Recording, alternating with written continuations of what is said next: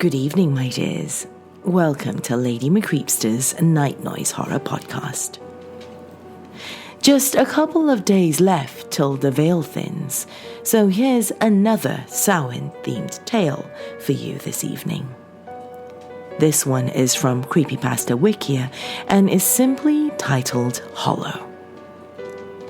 So come now, my dears. Lean in closer and we'll begin.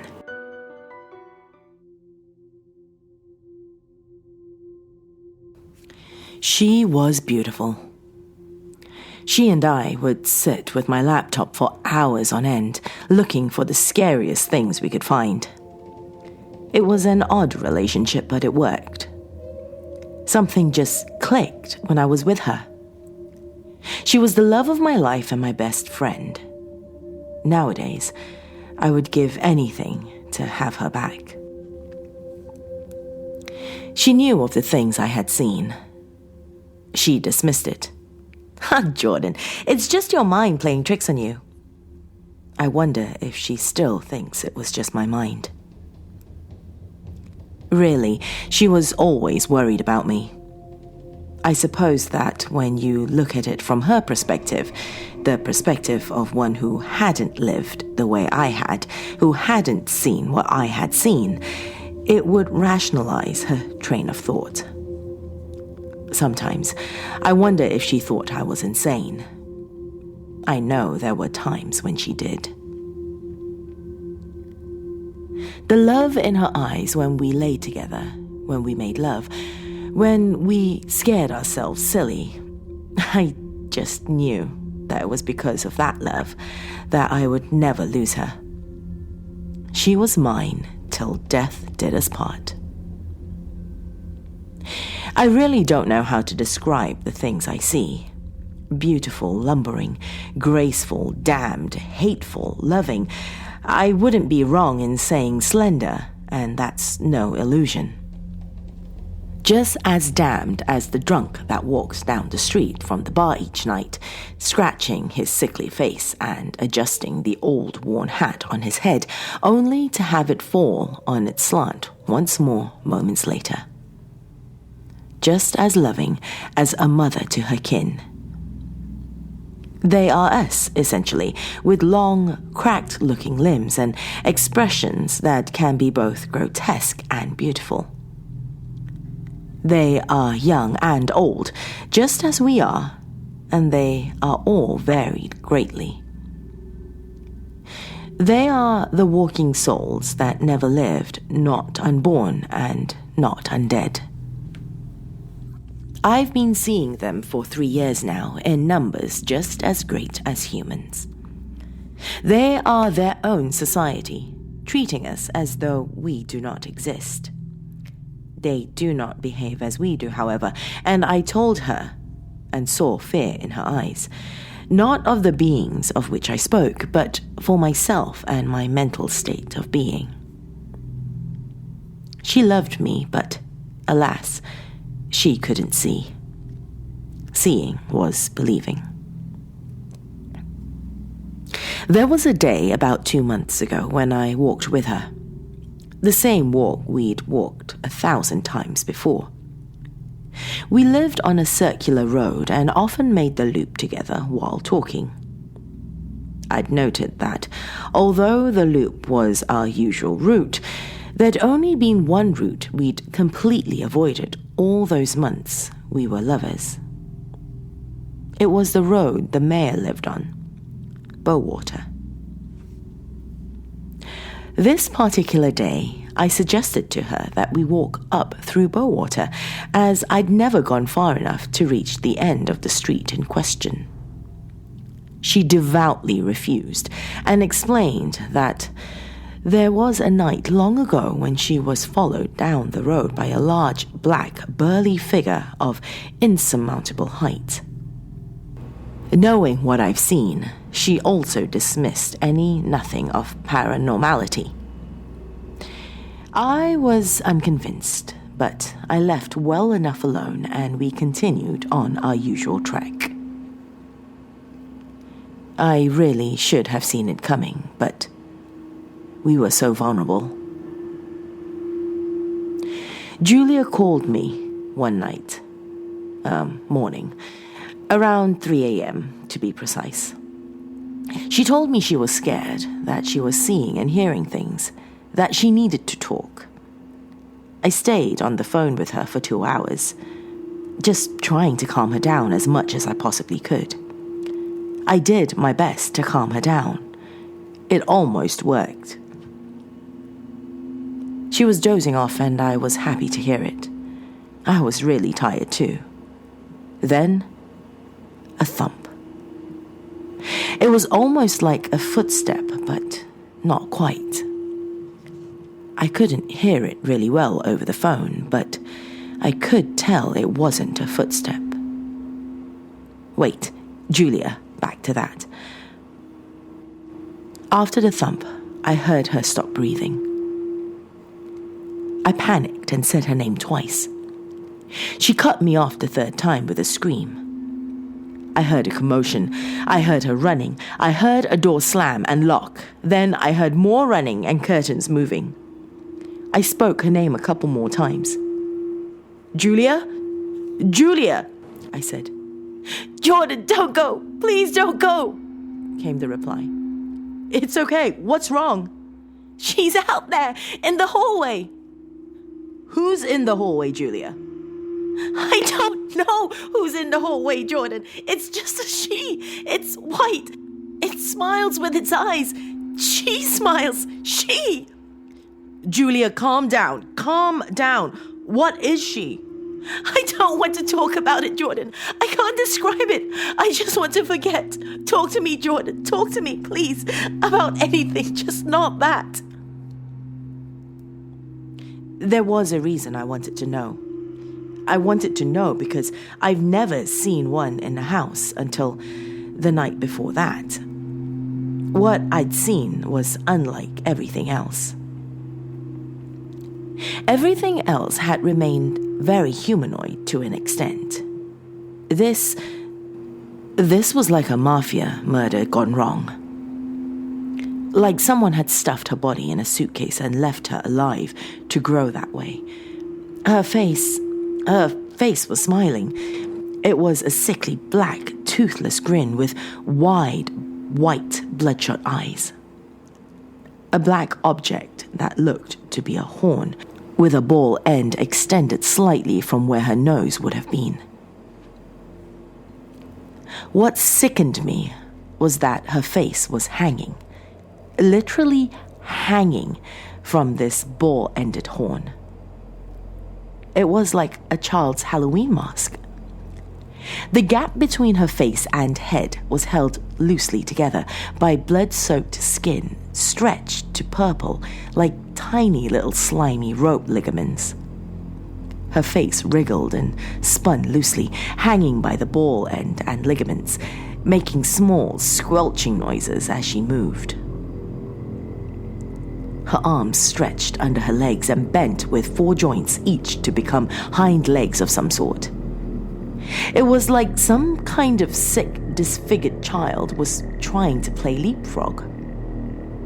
Her legs were relatively normal, though I couldn't see them well under the pure white dress she wore.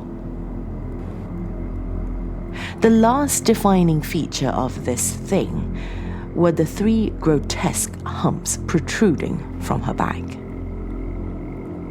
It was on my porch. I'd gone to use the washroom and decided to turn the kitchen light on so I could find the bathroom light switch. Our bathroom connects to the kitchen for some reason. I turned on the light and there was nothing.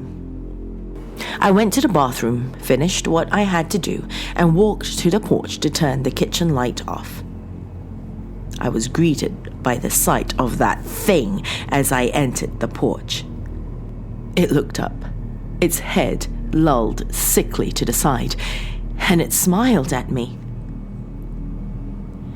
At that point, I was used to seeing things, but the sight of this creature sickened me so badly, I felt that instead of hitting the switch and making a run for my bedroom, I'd have to say to hell with it and run to the toilet to puke.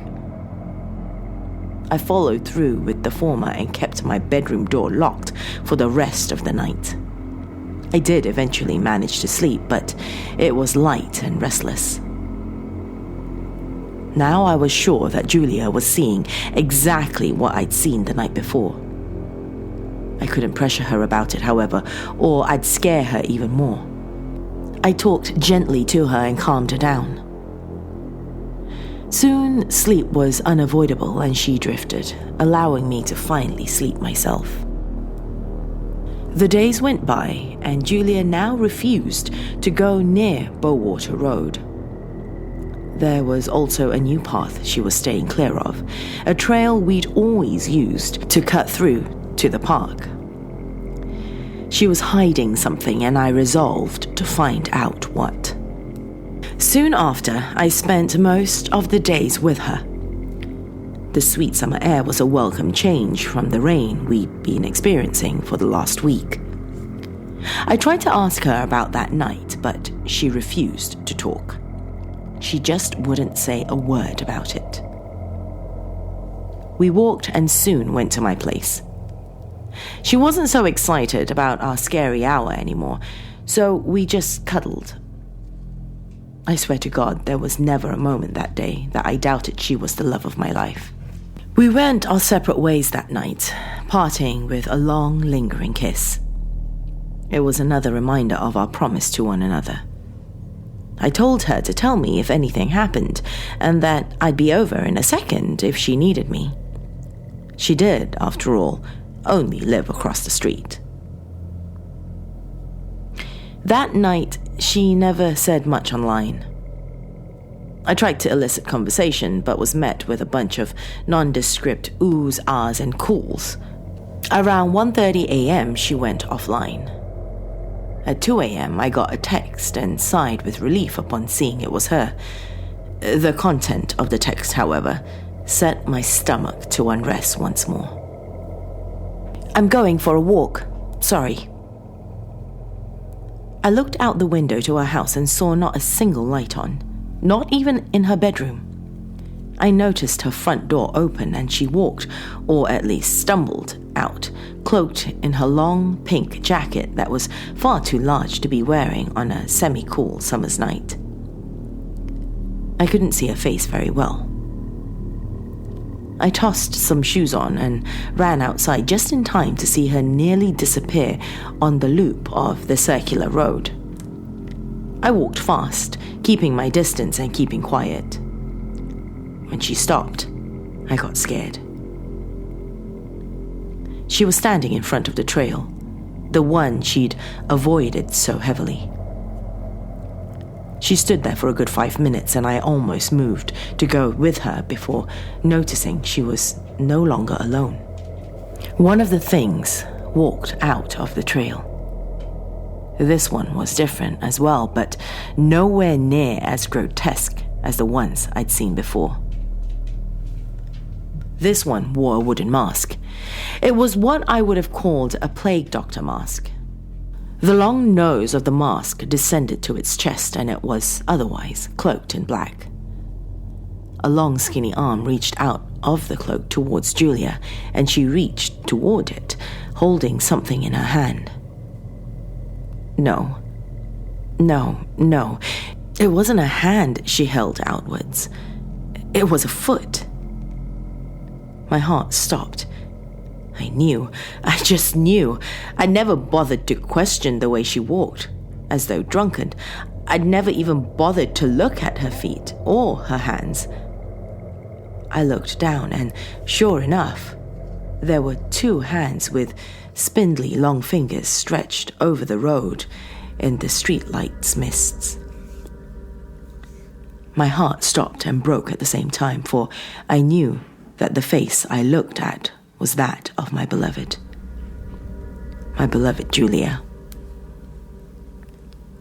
I yelled so much, with so much force and anger, that the plague doctor himself flinched. Julia turned, and I got my first clear look at her face. Scared, regretful, dead. The plague doctor walked up behind her, grabbing the jacket from the front as if hugging her, and tore it open. I was greeted by the girl thing from the night before. her body cozily hugged by my Julia's hollowed ribcage, for that a spine, a neck, and a head were all that was left of my beloved. I cried. I cried out to myself and to the things that killed her. I cried with rage and heartbreak, loudly and angrily, and began to run. I ran towards them, glaring at that detached face and waiting for its stupid fucking grin to fade. I glared, waiting for the satisfaction I'd get at seeing the fear in its bloodshot eyes before I bashed its fucking skull in. It smiled widely. I made it under the streetlight, merely 10 feet away from the thing sickeningly cradling Julia's body when I was grabbed. I spun around to see nothing, but when I looked to my side, there was a bony blue hand holding onto my shoulder. I looked up, and there was another one of them. It was hanging from the streetlight, a noose tightened around its neck. Its face was blue and old, like the rest of it, and it was smiling. Unlike the gull thing, this being had no eyes. Rather, it had a crazy, wise glint in its empty sockets. Its feet were suspended 3 feet above my head, but its arms were disgustingly long, long enough to grab me. I tried to run, to continue towards the killer, but those fragile-looking limbs held me tightly in place. I looked up again and cursed that stupid fucking thing for keeping me from killing the killer. It merely smiled, a smile that would have looked encouraging on a normal old man, and for the first time, I heard the voice of one of them. It spoke as it smiled, in an old man's soft voice. It spoke but one word before tossing me a good 5 feet back. I landed on my side, and a sharp pain shot through my body, temporarily paralyzing me. I got up, and they were gone. All that was left was the hollow body of my beloved on the ground, staring up at me sadly. I ran. By God, I ran. I ran home, snuck inside, and went straight to my room. I soberly reflected on everything I'd ever done with Julia. I reflected on all of it and smiled. That morning, I awoke with the firm belief that my beloved was alive and it was all a bad dream. I phoned her to let her know how much I loved her and how thankful I was that I'd met her in the first place. Her father picked up. He told me her body was found 2 hours ago by the park trail. I hung up and proceeded to break down. It has been a month since she died, and I still think of what the hanged creature told me that night. One word. Samhain.